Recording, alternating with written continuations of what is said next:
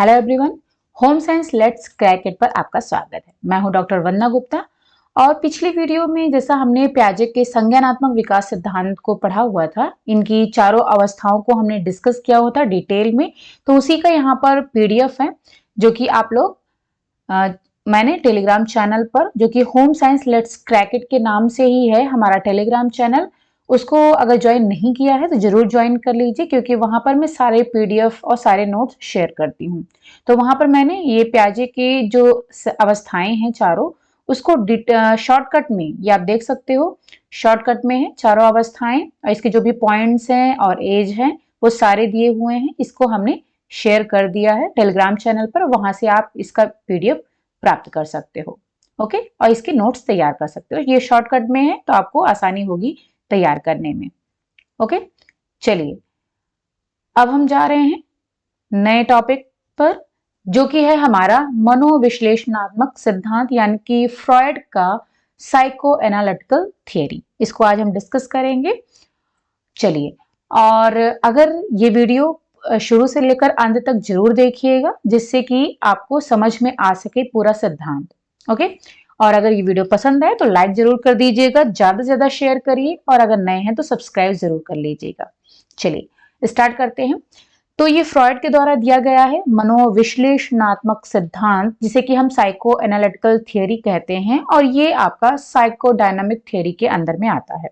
Okay, अब इसमें जो सिगमंड फ्रॉयड हैं, इन्होंने व्यक्तित्व और व्यक्तित्व विकास संबंधी कई बहुत सारे इन्होंने रिसर्च किए, और इससे जो है बहुत ज्यादा प्रभावित हुए, तब इन्होंने ये सिद्धांत प्रतिपादित किया था। अब जो सिगमंड फ्रॉयड थे, ये इनका जन्म 1856 में हुआ था। 1856 में इनका जन्म हुआ था, और इनकी मृत्यु की बात करें तो 1939 में इनकी मृत्यु हुई थी। और ये निवासी थे वियना की। इनका जो निवास स्थान है वो है वियना। ओके, और इनकी बात करें तो ये एक चिकित्सक थे। जैसे ये तो यहाँ पर साइकोलॉजी क्या कह सकते हैं, मनोवैज्ञानिक है, ठीक है, लेकिन ये मूल रूप से एक चिकित्सक थे। ओके, अब चूंकि जो चिकित्सक का काम क्या होता है, रोगियों का इलाज करना, तो चूंकि ये रोगियों का जो निरंतर उनका इलाज कर रहे थे, तो उन पर उन्होंने बहुत सारे अध्ययन किए, रिसर्च किए, और उससे उनको ये अनुभव प्राप्त हुआ कि जो रोगों का कारण होता है, यानी कोई भी रोग होता है, उसका सिर्फ और सिर्फ शारीरिक कारण नहीं होता है, बल्कि उसका मानसिक कारण भी होता है। ठीक है, तो इस पर इन्होंने, जब इनको ये एहसास हुआ कि सिर्फ शारीरिक कारणों से रोग नहीं होता है, उसके मानसिक कारण भी होते हैं, तो उस पर इन्होंने अपनी खोज शुरू कर दी, और इस पर इनको बहुत सारे अनुभव प्राप्त हुए। तो उन्हीं अनुभवों के आधार पर इन्होंने व्यक्तित्व विकास संबंधी सिद्धांत दिया, जिसे कि हम मनोविश्लेषणात्मक सिद्धांत कह रहे हैं, या फिर साइको एनालिटिकल थियरी कह रहे हैं। अब ये जो थियरी है, ये इन्होंने इसके पहले 1895 में 1895 में दो लोगों ने मिलकर काम किया था। एक तो फ्रॉयड थे और दूसरे थे ब्रूअर और फ्रॉयड। ये दोनों लोग मिलकर के जो है इस पर काम कर रहे थे। जो ये आपकी साइको एनालिटिकल थियरी है, इस पर ये दोनों 1895 में ब्रूअर और फ्रॉयड, ये दोनों मिलकर इस पर काम कर रहे थे। और इन्होंने 1895 में ही एक स्टडीज इन हिस्टीरिया, ये बुक का नाम है स्टडीज इन हिस्टीरिया नामक एक बुक इन्होंने प्रकाशित की थी। दोनों लोगों ने मिलकर के, जो ब्रूअर और फ्रॉयड हैं, इन दोनों लोगों ने मिलकर के ये बुक पब्लिश करवाई थी। ठीक है, तो इसमें जो भी इन्होंने आपका जो साइको एनालिटिकल थियरी से रिलेटेड जो भी इन्होंने रिसर्च किए थे, वो इन्होंने अपने स्टडीज इन हिस्टीरिया नामक बुक में अपनी खोज को प्रकाशित किया था, दोनों लोगों ने मिलकर के। लेकिन इसके बाद में क्या हुआ कि ब्रूअर ने फिर काम छोड़ दिया, जो भी हुआ हो। फिर इसके बाद में जो फ्रॉयड है, इन्होंने अकेले ही 1895 के बाद में फ्रॉयड ने इस पर अकेले ही काम किया। और 1902 के बाद जैसा फिलहाल ये जब ये अकेले काम कर रहे थे, तो इसके बाद में इनके धीरे धीरे क्या हुआ कि बहुत सारे समर्थक इनसे जुड़ते गए, यानी कि जो भी इनके विचार थे, जो भी इनके सिद्धांत थे, वो लोगों को अच्छे लगे और कई सारे समर्थक धीरे धीरे बढ़ते गए। फिर 1902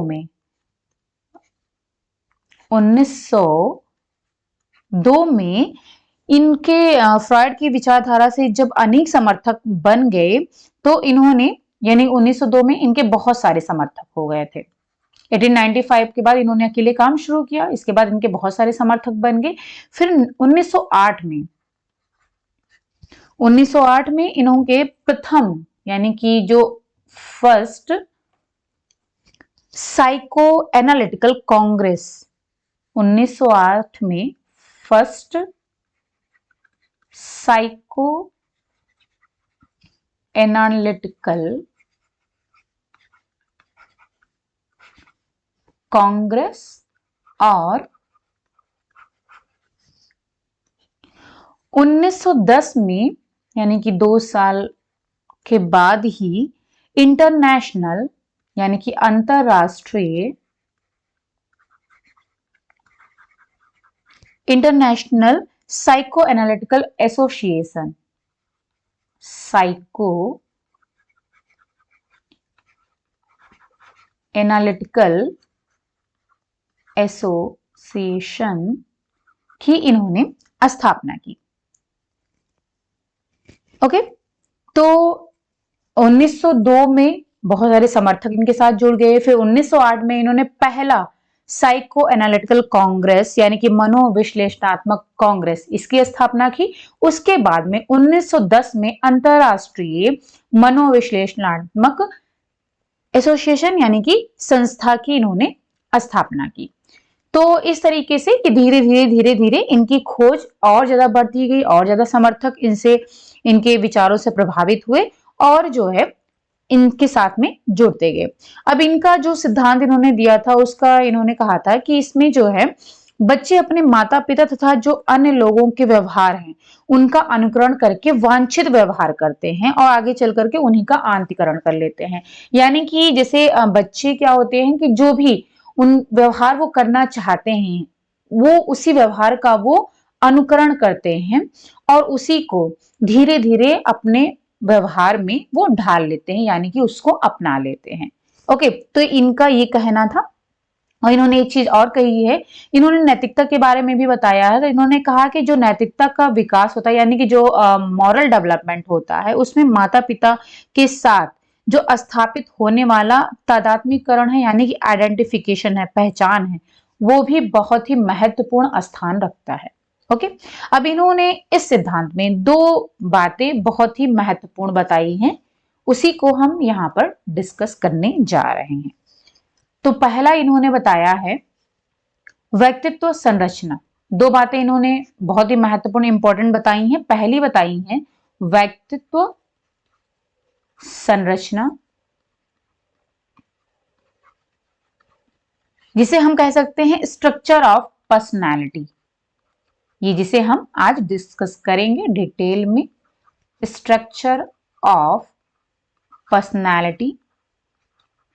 पहला तो ये है, ओके, जिसमें इन्होंने इड, ईगो और सुपर ईगो बताया है, तो इसको हमें डिस्कस करना है। और दूसरा जो इन्होंने बताया है वो है महत्वपूर्ण चीज है, वो है इन्होंने 5 अवस्थाओं के बारे में बताया है। मनोलैंगिक विकास की 5 अवस्थाओं के बारे में इन्होंने बताया है। 5 अवस्था यानी कि इन्होंने ओरल, एनल, फैलिक, लेटेंसी और जेनाइटल, ये जो है 5 स्टेजेस हैं, अवस्थाएं हैं जिसके बारे में इन्होंने बताया, जो कि हम इसको बाद में डिस्कस करेंगे। ओके, तो पहले हम पढ़ेंगे यहां पर व्यक्तित्व संरचना, ओके, यानी कि स्ट्रक्चर ऑफ पर्सनालिटी। तो इसमें 3 चीजें आ जाती हैं, एक आ जाता है इड, दूसरा है ईगो और तीसरा है सुपर ईगो। तो सबसे पहले हम यहां पर डिस्कस करेंगे इड को।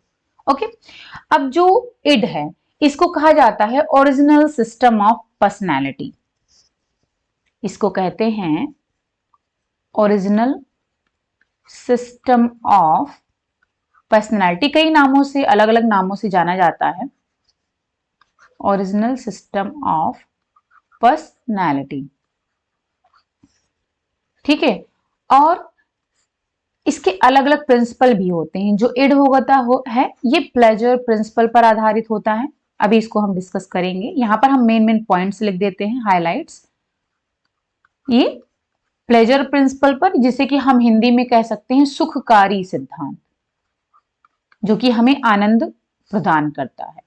ठीक है, सुखकारी सिद्धांत पर ये आधारित होता है। ओके, और एक चीज और है कि इसमें क्या होता है कि ऑब्जेक्टिव रियलिटी का नॉलेज नहीं होता है, बल्कि सब्जेक्टिव, या फिर हम ये कह सकते हैं यहां पर जो है, हाँ, यहां पर अनकॉन्शियस माइंड, अनकॉन्शियस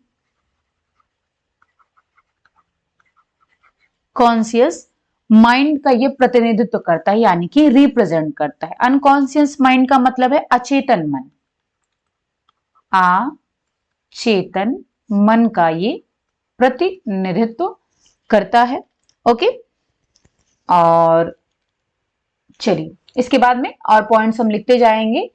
अब जैसे देखिए, इड क्या होता है, ओरिजिनल सिस्टम ऑफ पर्सनैलिटी होता है, यानी कि कहने का मतलब है कि जो इड है उसमें क्या होता है, साइकोलॉजिकल, सब कुछ, जितनी भी चीजें साइकोलॉजिकल होती हैं, यानी कि मनोवैज्ञानिक जितनी भी गतिविधियां हैं वो सब कुछ आपके इड में आ जाती हैं।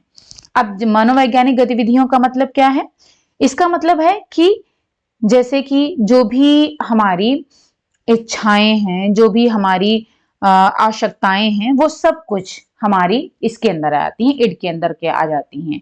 अब ये हमारी इनहेरिटेड, आनुवंशिक होती हैं, यानी कि जितनी भी साइकोलॉजिकल एवरीथिंग, जितनी भी मनोवैज्ञानिक चीजें, मनोवैज्ञानिक गतिविधियां हैं, जो कि मनोवैज्ञानिक गतिविधियां, या फिर हम इसको इंग्लिश में एक्टिविटी भी बोल सकते हैं, गतिविधियां, ठीक है, वो सब कुछ आपके इड में आ जाती हैं। और ये क्या होती है, इनहेरिटेड होती हैं, यानी कि आनुवंशिक होती हैं।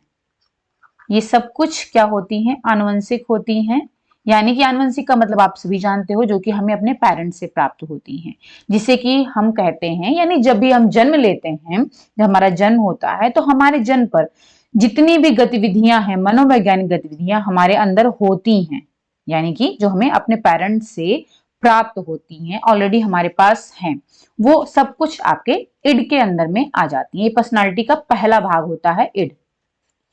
व्यक्तित्व का ये पहला भाग है, व्यक्तित्व का पहला भाग होता है इड, ठीक है, जिसके अंदर सारी मनोवैज्ञानिक गतिविधियां आ जाती हैं, जो कि आनुवंशिक होती हैं, यानी कि जो भी हमारे पेरेंट्स से प्राप्त होती हैं, जन्म के समय हमारे अंदर मौजूद होती हैं, जैसे कि हमारे इंस्टिंक्ट्स,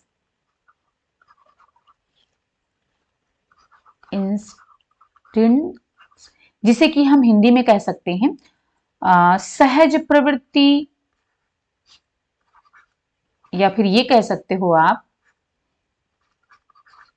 कि जो भी हमारी इच्छाएं हैं, हमारे जो भी आवश्यकताएं हैं, और जो सेक्सुअलिटी से रिलेटेड चीजें होती हैं, वो सब कुछ हमारी जो है इंस्टिंक्ट कहलाती हैं, और ये आनुवंशिक होती हैं, जो कि इड के अंदर में आ जाती हैं। ओके, अब आते हैं कि इसमें क्या होता है, फ्रॉइड ने इसको ट्रू साइकिक रियलिटी भी कहा है। देखिए एक टर्म और आ गया, तो ये टर्म्स आप ध्यान रखिएगा, क्योंकि ये टर्म्स ही पूछे जाते हैं एग्जाम में। इसको ट्रू साइकिक रियलिटी कहा है। ये सारे के सारे टर्म्स हैं, original system of personality, pleasure principal, unconscious mind, मनोवैज्ञानिक गतिविधियां जो कि आनुवंशिक होती हैं, यानी कि इंस्टिंक्ट्स, और ट्रू साइकिक रियलिटी, ये सब कुछ आपके इड के अंदर में आती है, इड का प्रतिनिधित्व करती है।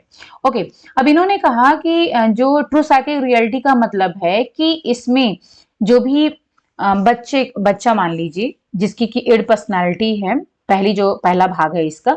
तो उसमें ये क्या करता है, जो भी उसके इनर वर्ल्ड होते हैं उसको रिप्रेजेंट करता है, यानी कि आंतरिक चीजों को जो कि वो अपने पेरेंट्स से लेकर के प्राप्त हुआ है, जो भी इच्छाएं हैं उसकी, जो भी आवश्यकताएं हैं, उनको वो प्रदर्शित करता है, रिप्रेजेंट करता है।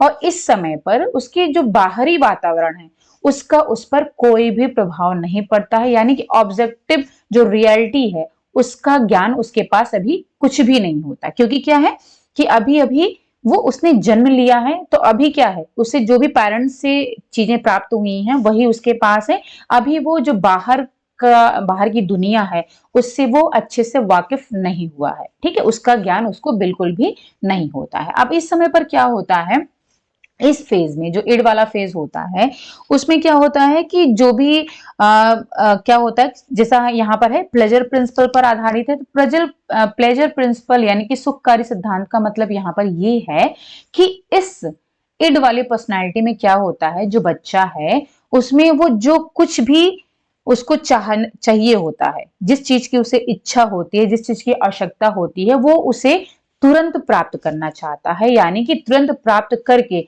उससे वो संतुष्ट होना चाहता है, यानी कि सेटिस्फाई होना चाहता है। ओके, यानी कि तुरंत वो उस चीज को प्राप्त करने की कोशिश करता है। इसी वजह से इसको कहते हैं अनकॉन्शियस माइंड, यानी कि अचेतन मन।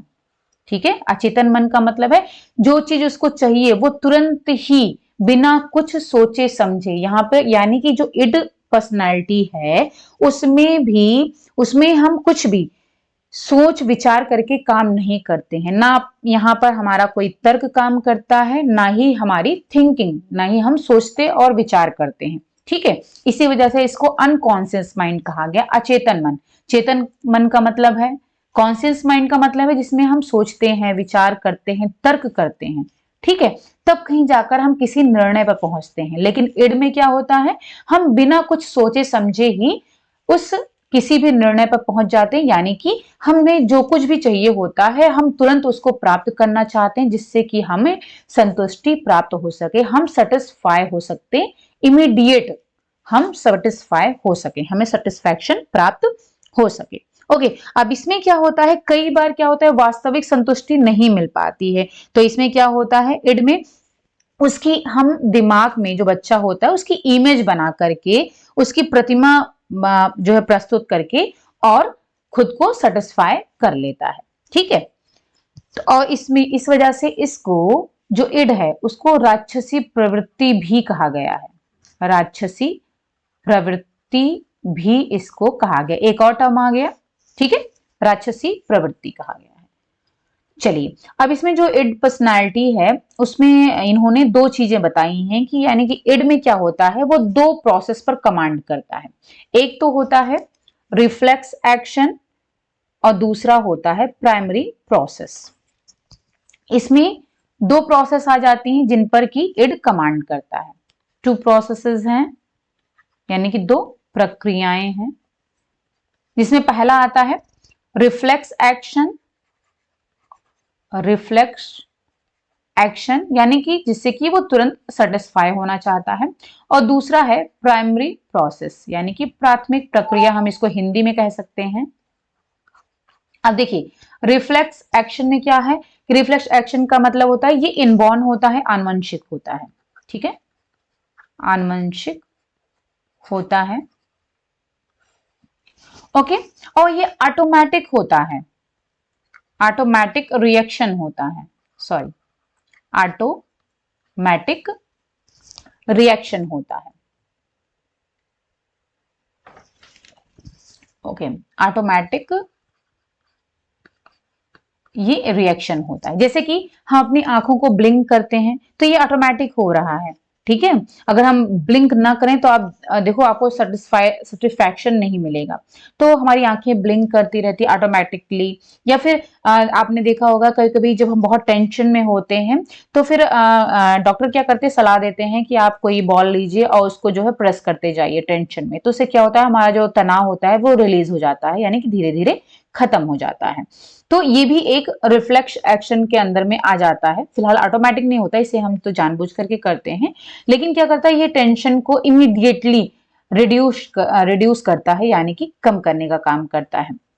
तो इस तरीके से मतलब जितने भी ऑटोमेटिक रिएक्शन होते हैं, रिफ्लेक्स एक्शन, जैसे कि जो बच्चे हैं, जब माँ उसे अपनी चेस्ट के साथ लगाती है, यानी कि अपनी छाती से लगाती है, तो क्या होता है, बच्चा तुरंत सक करने लगता है, जिसको हमने अभी इसके पहले प्याजे जब थ्योरी बताई थी तो उसमें हमने बताया था सकिंग रिफ्लेक्स बताया था हमने।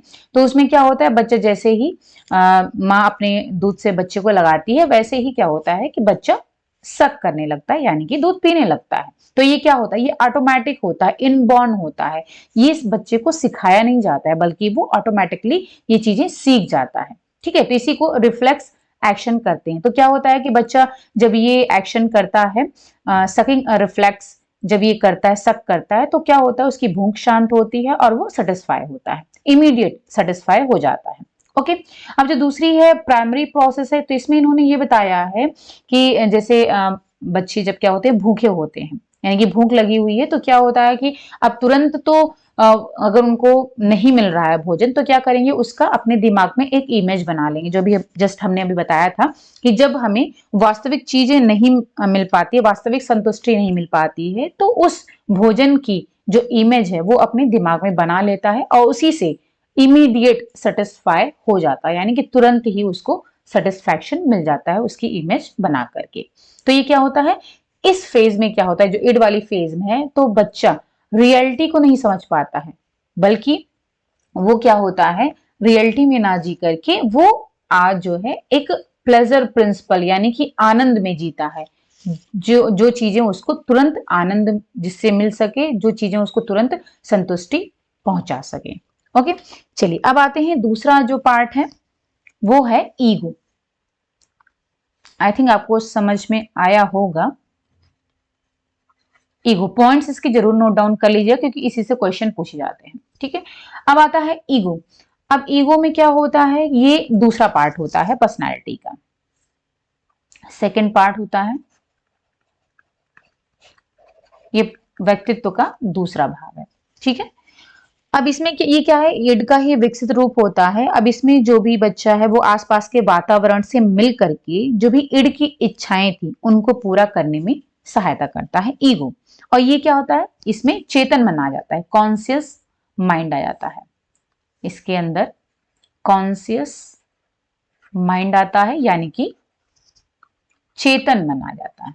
यानी कि अब क्या होगा इस फेज में, यानी कि इस ये जो पर्सनालिटी है, इसमें बच्चा कुछ भी सोच विचार करके तभी निर्णय लेगा। ठीक है, विवेकपूर्ण तरीके से, ये कह सकते हैं कि व्यक्तित्व का चेतन, तार्किक, व्यवस्थित एवं विवेकपूर्ण भाग होता है, जिसको शक्ति कहां से मिलती है, इड से ही मिलती है, यानी कि इड ही इसको जो है शक्ति प्रदान करने का काम करता है।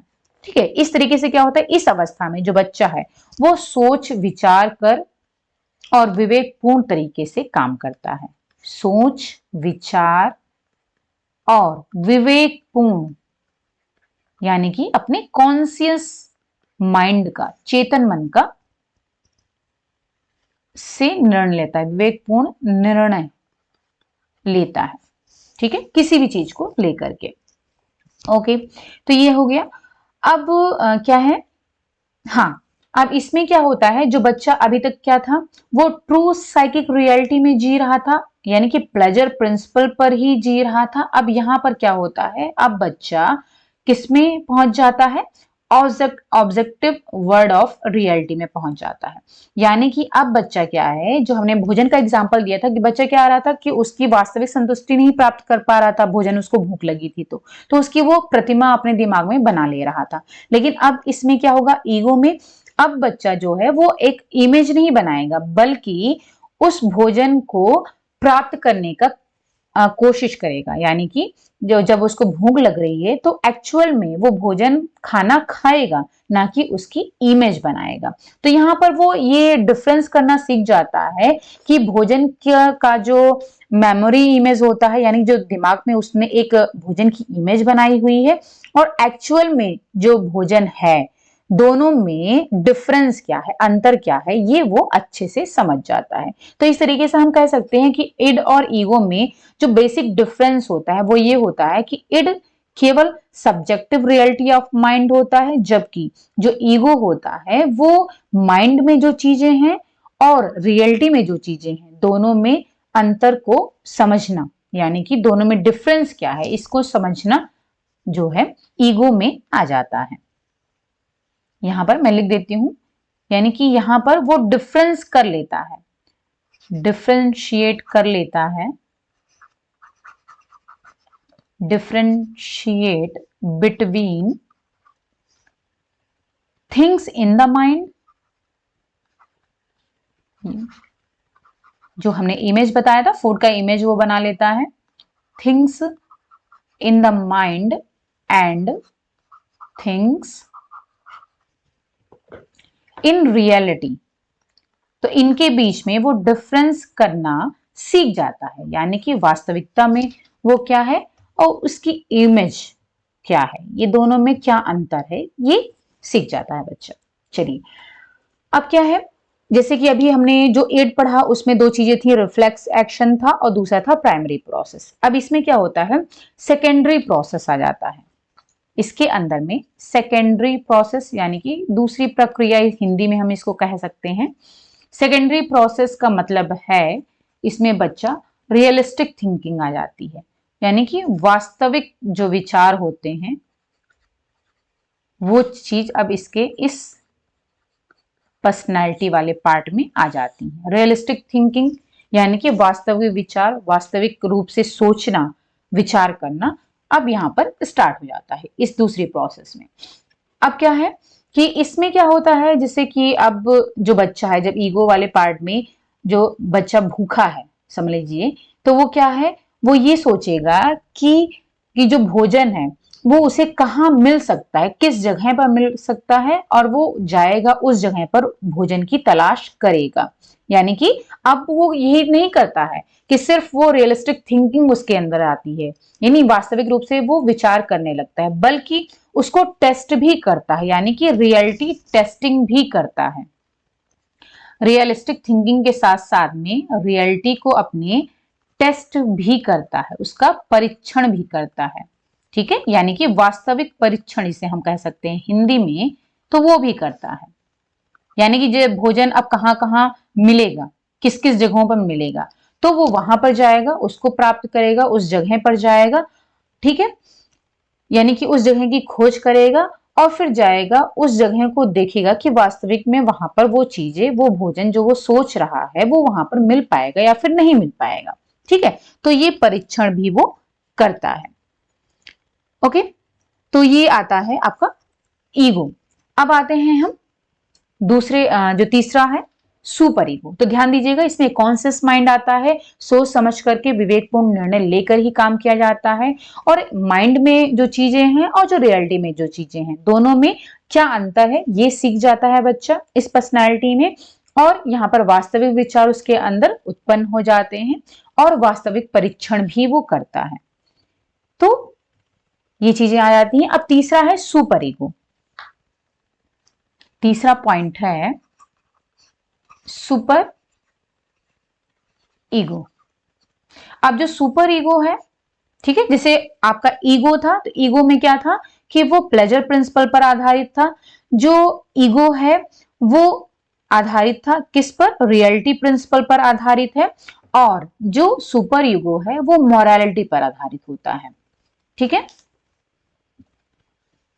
अब इसमें क्या है, जो चीजें रियल थी, यानी कि ईगो में क्या था, रियलिटी था, तो अब यहां पर आइडियल देन रियल, यानी कि अब यहां पर रियलिटी नहीं बल्कि उसकी जगह पर आदर्श, सॉरी,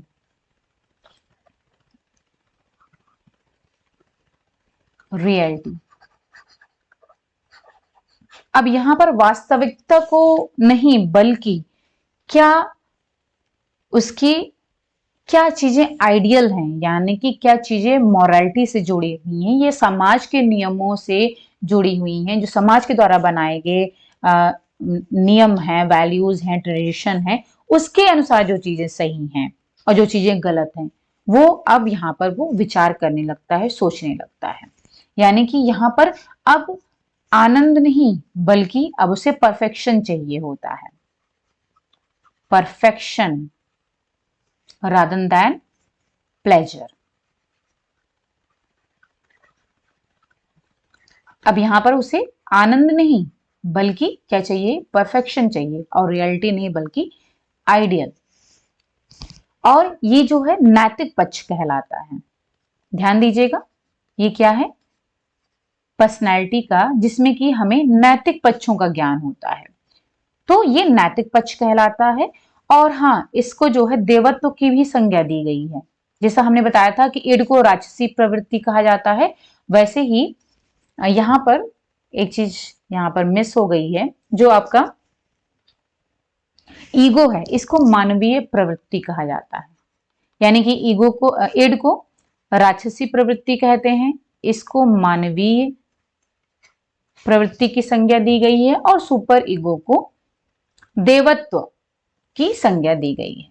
यानी जैसे देवता होते हैं, तो वो सही क्या है, गलत क्या है, दोनों को सामने रख करके तब विचार करते हैं, तो वो चीज जो है यहाँ पर देवत्व कहा गया है। ठीक है, अब यहाँ पर क्या है कि जो तीसरी पर्सनालिटी है, ये तीसरा भाग होता है हमारे पर्सनालिटी का। ये क्या है, पर्सनालिटी का, हमारे व्यक्तित्व का ये तीसरा भाग होता है और लास्ट होता है। ओके, अब इसमें क्या होता है कि जो भी हमारे समाज के द्वारा बनाए गए नियम है, रेगुलेशंस हैं, वैल्यूज हैं, ट्रेडिशन है, उसका हम आंतरिक रूप से उसका प्रतिनिधित्व करते हैं सुपर ईगो में। ठीक है, जैसे कोई बच्चा है तो उसके पेरेंट्स के द्वारा क्या होता है, उसको जांचा परखा जाता है, और उसके अगर अच्छा काम उसने किया है तो उसके लिए उसको पुरस्कार दिया जाता है, रिवॉर्ड्स दिए जाते हैं। अगर वो गलत काम करता है तो उसके लिए उसको सजा दी जाती है, पनिशमेंट दिया जाता है। ठीक है, पेरेंट्स के द्वारा। वैसे ही समझ लीजिए सुपर ईगो है कि इसमें क्या होता है कि हमें इतना ज्ञान हो जाता है कि अगर हम सही काम करेंगे तो उसके लिए हमें पुरस्कार दिया जाएगा, अगर हम गलत काम करेंगे तो उसके लिए हमें पनिशमेंट दी जाएगी। यानी कि समाज के द्वारा जो भी बनाए गए नियम कानून हैं, उसे हमें फॉलो करना चाहिए। तो धीरे धीरे क्या होता है, जो हमारा नैतिक पक्ष है उसका विकास होने लगता है। ठीक है, और हमारे अंदर मॉरलिटी आने लगती है। अब जो सुपर ईगो है, इसको मॉरल आर्म ऑफ पर्सनैलिटी कहा गया है। मॉरल आर्म ऑफ पर्सनैलिटी कहा गया, जो कि हम कह रहे हैं ना, इस ये जो पर्सनैलिटी है, इसमें क्या होता है, मॉरलिटी डेवलपमेंट होने लगता है, यानी कि मॉरलिटी विकसित हो जाती है। और इसमें क्या होता है कि इसमें जो मेन कंसर्न होता है, ठीक है, वो ये होता है कि क्या चीजें सही हैं या फिर गलत हैं, उसी के अनुसार। यानी कि जो समाज के द्वारा, जो समाज के तत्व हैं, उनके द्वारा जो भी स्टैंडर्ड यानी कि जो भी स्तर, जो भी नियम बनाए गए हैं, उसके अनुसार कोई भी चीज सही है या फिर गलत है, ये हम डिसाइड करते हैं। इस पर हम जो है अपना ध्यान केंद्रित करते हैं।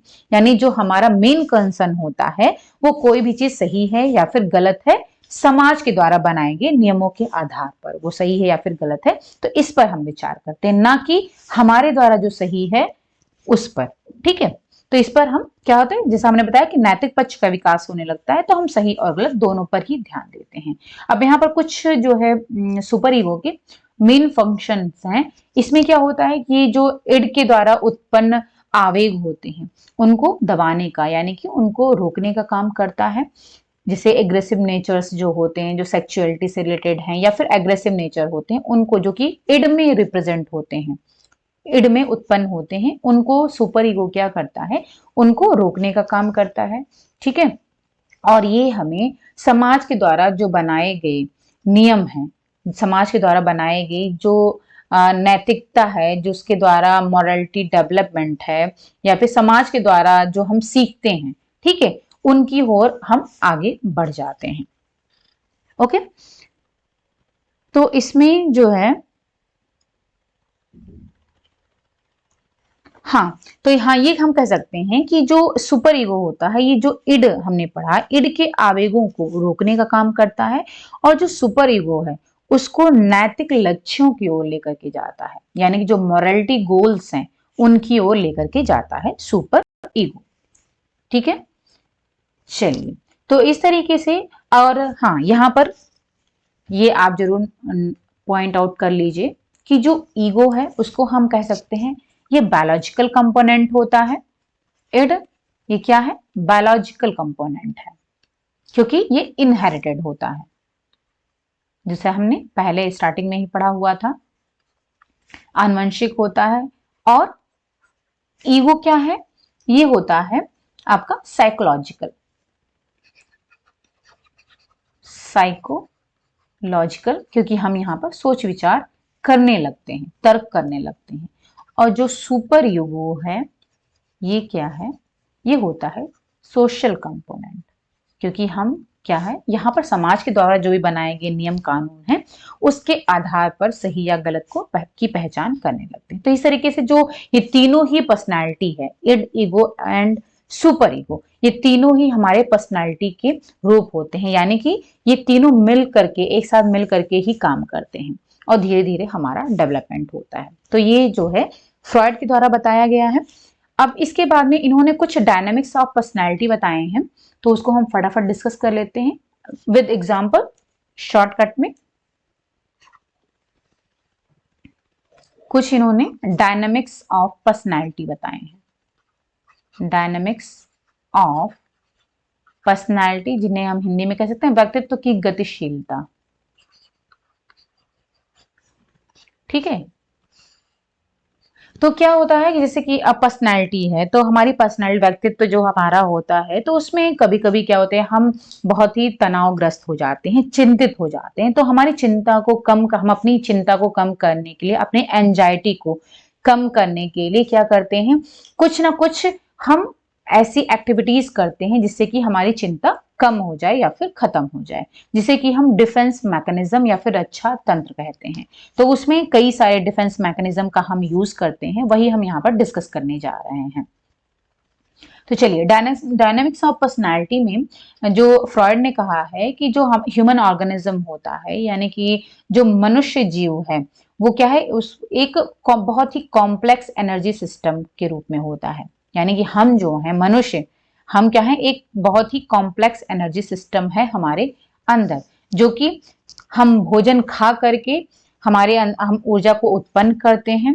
और इसको, जैसे हमारे बॉडी में जो बहुत सारी प्रक्रियाएं हो रही, रेस्पिरेशन हो रहे हैं, हम सांस ले रहे हैं, हमारे मसल्स के एक्सरसाइज हो रही है, काम कर रही है, हम सोच रहे हैं, विचार कर रहे हैं, याद कर रहे हैं, सर्कुलेशन हमारे अंदर जो हो रहा है, इन सब में हम उस ऊर्जा का यूज करते हैं। यानी कि भोजन खाते हैं जिससे हमें ऊर्जा मिलती है, और इन सब का यूज हम circulation, respiration, muscular exercise, thinking, remembering, इन सब चीजों में हम अपनी जो ऊर्जा है उसका यूज कर लेते हैं, यानी कि खर्च कर देते हैं।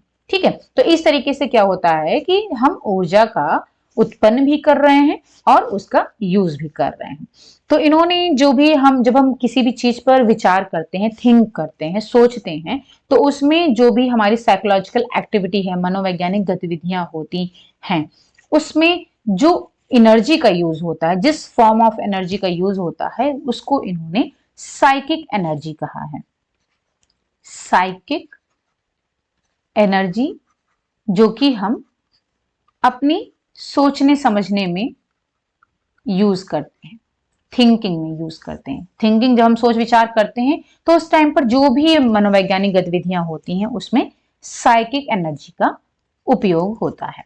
ओके, अब इसमें इन्होंने सबसे पहले एक चीज बताई है, इंस्टिंक्ट, जो कि हम पहले पढ़ चुके हैं। इंस्टिंक्ट ये क्या होता है, जो कि सहज प्रवृत्ति होती है, यानी कि ये इनबॉर्न होती है, आनुवंशिक होती है।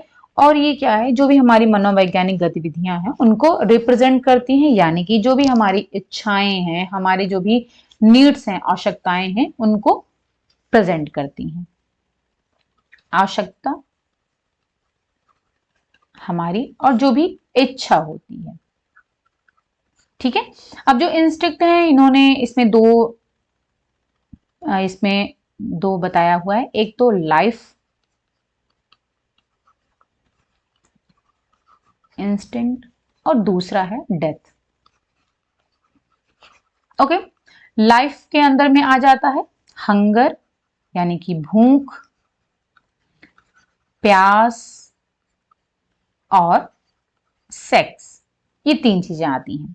और डेथ का मतलब जो मृत्यु ही है, तो इसके अंदर दो चीजें आती हैं, लाइफ और डेथ। लाइफ के अंदर, सॉरी, लाइफ है ये, लाइफ का मतलब है यानी कि हम अपने जीवन जीने के लिए खाना खाते हैं, भूख लगती है हमें, हम खाना खाते हैं, प्यास लगती है, हम जो है पानी पीते हैं, ठीक है, अपनी प्यास को बुझाते हैं, भूख को बुझाते हैं। और जो सेक्स है वो भी हमारे लाइफ इंस्टिंक्ट का ही एक पार्ट है। तो ये तीनों चीजें जो है हमारे जीवन जीने के लिए जरूरी होती हैं। अब इन्होंने कहा है जो ये लाइफ इंस्टिंक्ट है, हंगर, थर्स्ट और सेक्स है, तो इसमें क्या होता है, इसमें जिस भी फॉर्म ऑफ एनर्जी का यानी कि जिस भी ऊर्जा का यूज होता है उसको इन्होंने लिबिडो कहा है। यानी कि इन तीनों में जिस एनर्जी,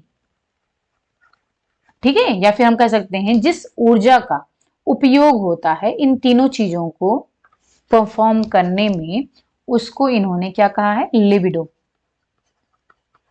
भाई जाहिर सी बात है, खाना खाने में प्यास जो लग रही है तो इन सब में हमारी एनर्जी भी खर्च होती है, ठीक है। तो क्या होता है, उसमें जिस एनर्जी का यूज होता है, जिस फॉर्म ऑफ एनर्जी का यूज होता है उसको लिबिडो कहा गया है। ध्यान दीजिएगा, ये क्वेश्चन पूछा जाता है लिबिडो क्या है, ठीक है। अब आता है एंजाइटी। तो एंजाइटी आप सभी इसका नाम सुना हुआ है आपने, एंजाइटी।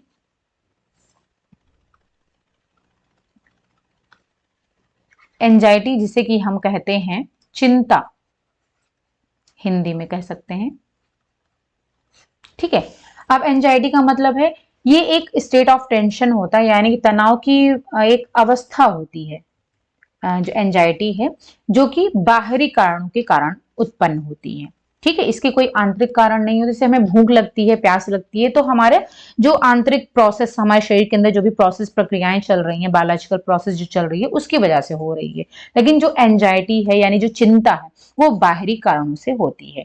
और इन चिंता को हम खत्म करने के लिए या फिर हम कह सकते हैं कम करने के लिए हम कई सारे डिफेंस मैकेनिज्म यानी कि रक्षा तंत्र का यूज करते हैं, ठीक है। चिंता को कम करने के लिए हम डिफेंस मैकेनिज्म अपनाते हैं, जिसे कि हम रक्षा तंत्र हिंदी में कह सकते हैं, ठीक है। अब ये जो रक्षा तंत्र है उसमें कई सारे आ जाते हैं, यानी किस किस तरीके से हम अपनी जो है चिंता को कम करते हैं, जिसमें से पहला आ जाता है रिप्रेशन।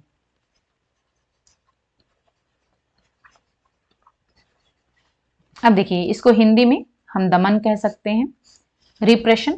तो रिप्रेशन का मतलब है कि जैसे वैसे तो फ्रॉइड ने इसकी तीन चीजें बताई हैं, जब ईड, ईगो और सुपर ईगो, ये पर्सनालिटी के तीन पार्ट इन्होंने बताए। उसके पहले इन्होंने जो है हमारे माइंड को तीन भागों में डिवाइड किया था, एक अनकॉन्शियस, कॉन्शियस और प्रीकॉन्शियस माइंड।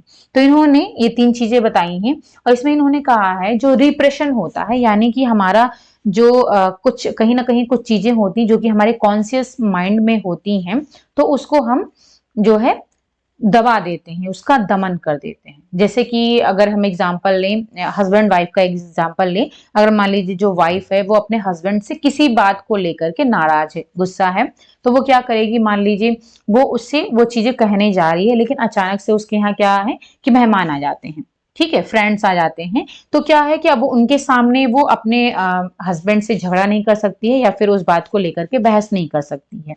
तो क्या है कि वो कुछ समय के लिए क्या करेगी, अपने उस तनाव को, जिस वजह से उसको तनाव होगा, जिस बात को लेकर के उसको चिंता हो रही है, एंजाइटी हो रही है, उसको कुछ समय के लिए जब तक फ्रेंड्स उसके घर में है तो उसका दमन कर देगी, ठीक है, उसको दबा देगी।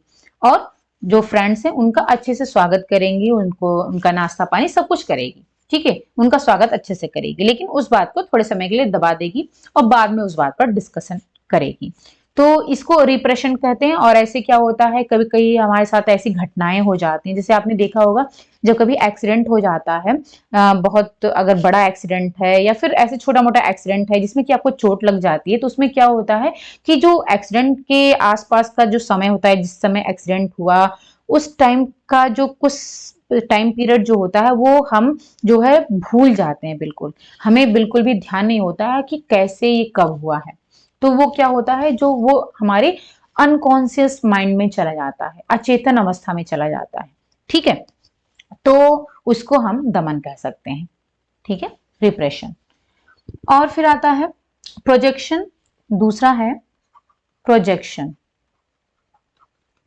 प्रोजेक्शन जिसे हम हिंदी में प्रक्षेपण कहते हैं, ठीक है। अब इसका प्रोजेक्शन का मतलब है कि जिसमें हम खुद को ब्लेम ना करके बल्कि दूसरे को ब्लेम करते हैं, या फिर ये कह सकते हैं कि जैसे कि हम कहें कि मैं किसी दूसरे से, मैं मान लीजिए मेरी कोई फ्रेंड है, मित्र है, तो मैं उसको पसंद नहीं करती हूँ, तो मैं ये कहूंगी कि मैं ये नहीं कहूंगी कि मैं अब उस फ्रेंड को पसंद नहीं करती हूँ, बल्कि मैं ये कहूंगी कि वो फ्रेंड जो है वो मुझे पसंद नहीं करती है या फिर वो मुझसे घृणा करती है, ना कि मैं ये कहूंगी कि मैं उसे घृणा करती हूँ या फिर मैं उसे पसंद नहीं करती हूँ, ठीक है। तो एक ही चीज को दूसरी तरीके से कहना, खुद को ना कह करके, खुद को ब्लेम ना दे करके, बल्कि दूसरे को कहना कि वो मुझे पसंद नहीं करती है, ठीक है।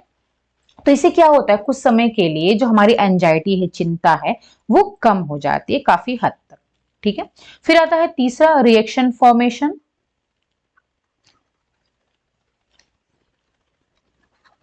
रिएक्शन फॉर्मेशन, प्रतिक्रिया निर्माण,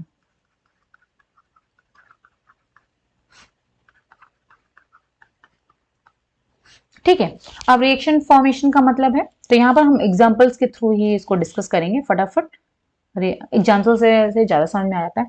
देखिए, रिएक्शन फॉर्मेशन का मतलब है जैसे कि मान लीजिए कि कोई हमसे हेट कर रहा है, यानी कि हमको पसंद नहीं करता है, तो हम उसको जो है उसकी जगह पर हेट को, यानी कि उसकी जो घृणा है उसको रिप्लेस कर दें, किससे, प्रेम से, लव से, यानी कि hate is replaced by love.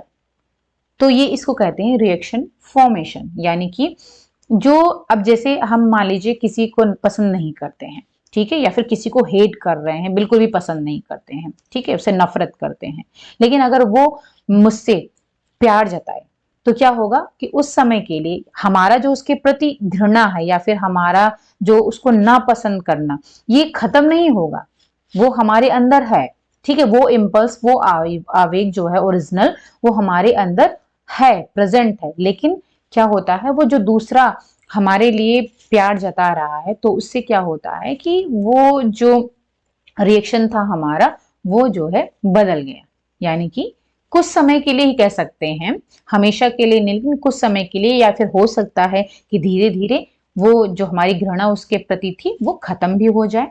तो ये जो क्या होता है, इसको हम कह सकते हैं, इसको कहते हैं रिएक्शन फॉर्मेशन, यानी कि ये जो, अब जाहिर सी बात है, आप किसी से घृणा करते हो, किसी से नफरत करते हो, तो उस हमें एंजाइटी भी होती है, चिंता भी होती है, हम तनाव में भी रहते हैं, ठीक है। तो इससे क्या होता है कि जब वो हमारे लिए प्यार जता रहा है, तो फिर हमारा जो तनाव है, हमारी जो चिंता है, वो कम हो जाती है।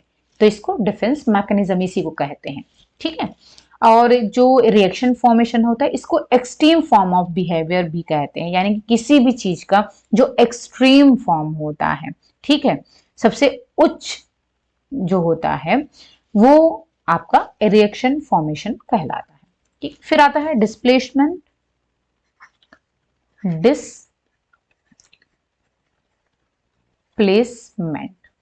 ठीक है।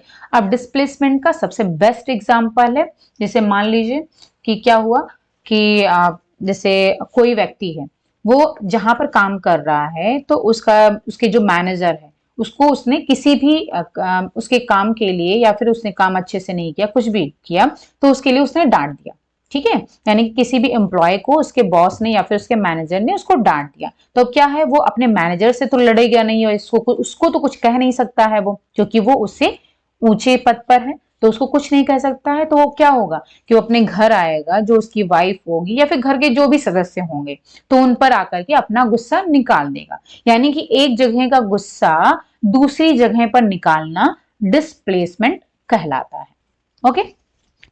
तो इससे क्या होता है, वो अपनी जो एंजाइटी थी उसको रिलीज कर रहा है, यानी अपना गुस्सा वहां तो नहीं निकाल पाया जिससे कि वो टेंशन में था या फिर उसको चिंता हो रही थी, परेशान था, तो उसको क्या है, घर पर आकर के चिल्ला करके उसने अपने गुस्से को निकाल दिया, ओके।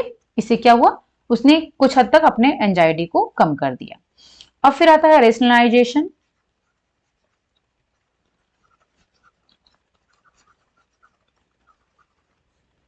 अब इसका जो एग्जाम्पल है, जैसे मान लीजिए कि कोई फादर है, तो उसने क्या किया, अपने बच्चे को घर पर आकर के पीट दिया, यानी कि उसको मार दिया। ठीक है, तो अब क्या होगा, उसने अपने बच्चे को मार दिया।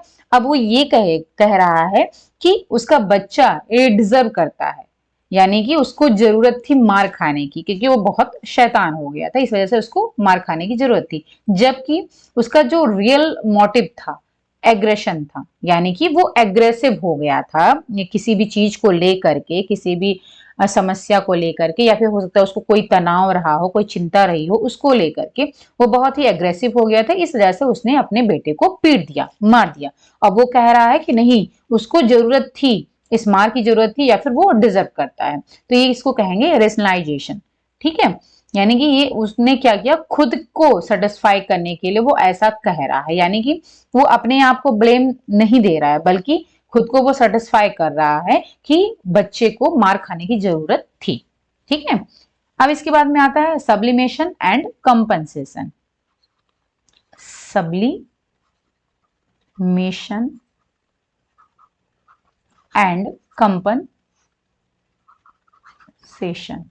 अब इसमें देखिए दोनों में बहुत ही माइन्यूट सा सेशन, ठीक है, बहुत ही माइन्यूट सा, बहुत ही छोटा सा, ठीक है, सूक्ष्म अंतर कह सकते हैं दोनों में, सब्लिमेशन और कंपनसेशन में।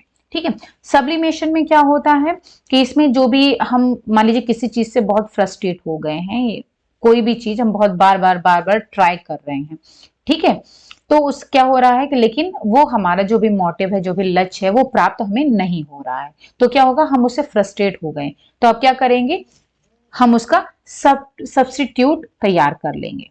ठीक है, यानी कि उसका विकल्प ढूंढ लेंगे। सब्लिमेशन में हम क्या करते हैं कि जो भी हमारा मोटिव है, यानी कि जो जिस चीज से हम फ्रस्ट्रेट हो गए, तो उस फ्रस्ट्रेटेड मोटिव को हम सेटिस्फाई करने के लिए क्या करेंगे, कोई विकल्प ढूंढ लेंगे जिससे कि हम सेटिस्फाई हो सकते हैं। ठीक है, यानी कि जिस चीज को लेकर के हम फ्रस्ट्रेट हो गए हैं, बहुत ज्यादा चिंतित हो गए हैं, तो उसका हम कोई सब्स्टिट्यूट ढूंढ लेंगे, विकल्प ढूंढ लेंगे। विकल्प का मतलब है उसी के जैसा हम दूसरा कुछ ढूंढ लें। जैसे कि किसी भी चीज को लेकर हम बहुत ज्यादा बहुत ज्यादा फ्रस्ट्रेट हो गए थे, तो हमने क्या किया कि उसका विकल्प ढूंढ लिया, यानी कि मान लो हमने कोई आर्ट जाकर के बना ली, ठीक है, कला तैयार कर ली, या फिर कोई म्यूजिक चला करके अपने टेंशन को रिलीज कर दिया, चिंता को कम कर दिया, या फिर कोई ऐसी एक्टिविटी कर ली जो कि समाज के द्वारा एक्सेप्टेबल भी है, ठीक है, और हमको सेटिस्फाई भी कर रही है, और जो चीज हम करना चाह रहे थे उसका वो बेस्ट विकल्प थी, यानी कि उसी के जैसा है। सब्स्टिट्यूट का मतलब है उसी के जैसा, मिलता जुलता। ठीक है, तो ये होता है सब्लिमेशन। और कंपनसेशन में क्या होता है, इसमें हम सब्स्टिट्यूट विकल्प नहीं ढूंढते हैं उसका, बल्कि जिस चीज से हम बहुत ज्यादा फ्रस्ट्रेट हो गए, यानी कि जिस चीज को हम प्राप्त नहीं कर पा रहे हैं, फेल हो गए हैं उसको प्राप्त करने में, तो उस एरिया को हम छोड़ करके दूसरे एरिया में जा करके मेहनत करके और जो है उसको कंपनसेट कर लेंगे। जैसे कि एग्जांपल बताएं, मान लीजिए कोई लड़का या फिर लड़की है, वो देखने में बहुत अच्छा नहीं है, सुंदर नहीं है, हैंडसम नहीं है, ठीक है, तो क्या होगा कि वो खूब पढ़ाई करेगा, इतना पढ़ाई करेगा, इतना पढ़ाई करेगा, इतना पढ़ाई करेगी कि जिससे क्या होगा कि वो अपने कॉलेज में टॉप कर जाएगा, ठीक है, उसको गोल्ड मेडल प्राप्त हो जाए। तो अब क्या होगा, उसके फेस से किसी को कोई लेना देना नहीं है, वो काला है, गोरा है, छोटा है, कैसा भी है, लड़का या लड़की कोई भी हो, ठीक है, अब उसके फेस से कोई उसको नहीं याद करेगा, बल्कि